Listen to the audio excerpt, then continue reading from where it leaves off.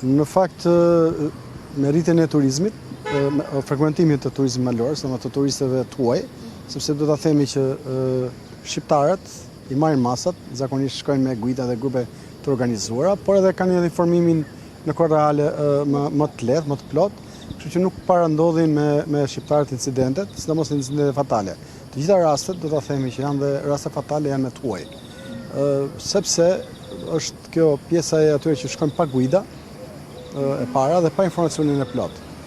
Rastet më tipike janë në periudhën sapo hyn pranvera, domthonë kur del dimri dhe hyn pranvera, kur turistët e huaj përdorin në përshtigjet e rrezikshme, shtigje që janë shtigje verore, ata i përdorin në dimër sepse përdorin aplikacion, nuk marrin guida dhe aplikacioni i nxjerr në shtegun i cilin si të kalueshme dhe atje pastaj përballet me vështirësi dhe ndodhin aksidente. Po ekipi kërkim shpëtimit malor të Shqipërisë në fakt ka ndërhyrë të paktën vetëm po ta themi gjatë këtij viti në 7 raste.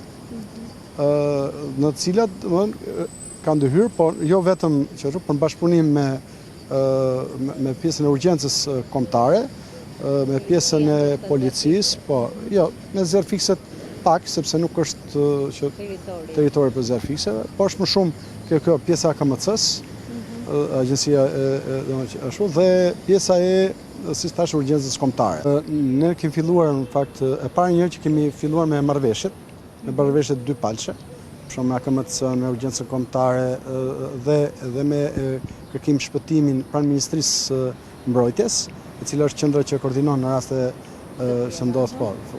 Dhe ne kemi bërë marrëveshjet për bashkëpunimin dhe jemi po ta themi në pjesën e hapat e parë në fakt të konsolidimit të mënyrës se si operohet në këto raste.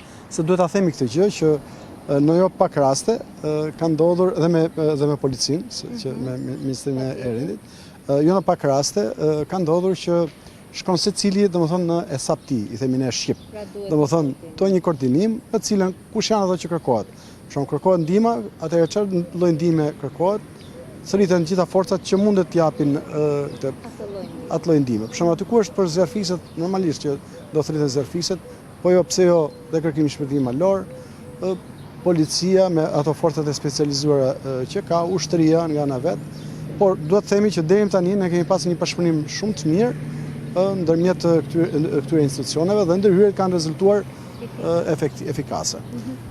Ajo gjë që në fakt unë duhet ta theksoj është një diçka tjetër që në çdo vend të Europës për këta po ta themi turist aventurier, të cilët marrin këto lloj rrisjesh, ka një faturë, të cilat i vjet pas, domthonë i jepet shërbimi, po i vjet edhe një faturë pas. Ajo që nuk bëhet në Shqipëri kjo është. Domthonë nëse po ta themi shkon helikopteri i forcave të armatosura apo edhe i urgjencës kombëtare të shkon në vend ngjarje dhe i jep ndihmën, në fund fare edhe dikush duhet ta paguajë këtë gjë. Akoma te kjo nuk kemi arritur që në fund fare edhe të ketë një faturë. Plus pasaj dhe do ta themi edhe këtë gjë, edhe kërkimi shpëtimi malor i Federatës Shqiptare të Alpinizmit deri tani është me vullnetar, ashtu që janë në fakt në gjithë Europën, po përsëri prapa ajo ka një kosto. Nuk themi që ata duhet të paguhen për që të por duhet të ketë paktën minimumi të hiqen në kostat e shërbimit, kostat e mjeteve. Dhe për pajisjen e mjeteve.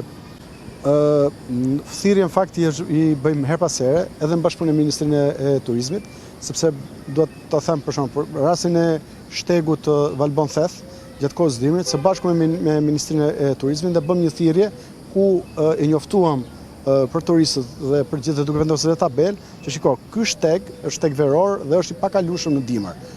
Dham sezonin dhe kohën.